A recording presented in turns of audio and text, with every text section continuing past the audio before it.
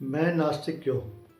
दोस्तों, ये शहीद भगत सिंह की कलम से निकला एक ऐतिहासिक विचार था।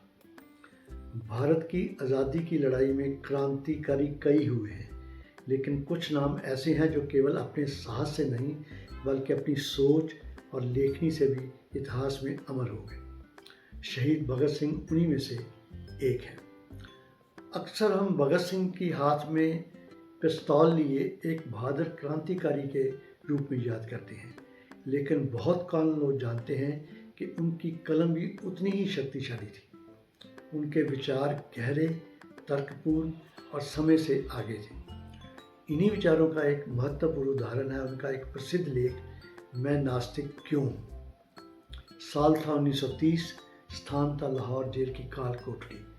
कुछ ही समय बाद उन्हें फांसी दी जानी थी। ऐसे समय में जब आम इंसान मौत के डर से भगवान को याद करने लगता है, तब मात्र 23 साल का एक नौजवान शांत मन में बैठकर एक लेख लिख रहा था, मैं नास्तिक क्यों हूँ।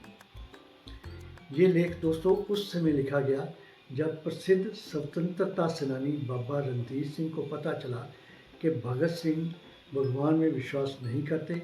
उन्होंने भगत सिंह से कहा कि शायद ये अहंकार हो गए हैं, इसलिए भगवान को नहीं मानते। ये इस आरोप का जवाब था भगत सिंह ने बहुत ही शांत और तर्कपूर्ण तरीके से दिया। जेल की कठिन परिस्थितियों, अंग्रेज़ों के अत्याचार और जीवन के अंतिम पलों में भी उन्होंने अपने विचारों को साफ शब्दों में लिखा।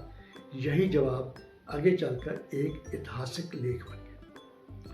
कुछ साल बाद इस लेख और भगत सिंह के अन्य पत्रों को एकत्रित करके एक किताब के रूप में प्रकाशित किया गया।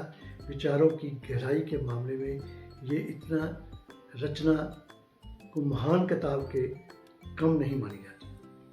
तो दोस्तों, इस लेख में भगत सिंह ने लिखा कि पुराने और अंधविश्वासों को चुनौती देना जरूरी है, क्योंकि अंधविश्वास इंसान को मानसिक रूप से गुलाम बना देता है।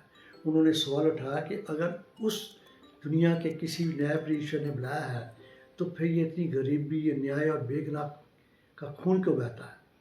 क्या ईश्वर ये सब नहीं देख पाता, या उसे रोकने की ताकत नहीं है? ये केवल धर्म के खिलाफ नहीं थे, बल्कि तर्क और सोच की आज़ादी के पक्ष में सवाल थे। जिस नौजवान ने अपनी पूरी जवानी देश के भविष्य के लिए कुर्बान कर दी, क्या हम उसे सच्ची श्रद्धांजलि नहीं दे सकते? शायद सबसे बड़ी श्रद्धांजलि यही होगी कि हम उसके विचारों को समझें, सवाल पूछने की हिम्मत रखें और समाज को बेहतर बनाने की कोशिश करें। और उसी गर्व और जोश के साथ एक बार फिर नारा गूंजता है, इनकलाब जिंदाबाद। तो दोस्तों, आप ये किताब मैं नास्तिक क्यों हूँ जरूर पढ़ें और उस शहीद को श्रद्धांजलि दें। और यदि आपको ऐसे विचार अच्छे लगते हैं तो मेरी अगली वीडियो का इंतज़ार करें। इसको लाइक करें, शेयर करें और कमेंट भी करें।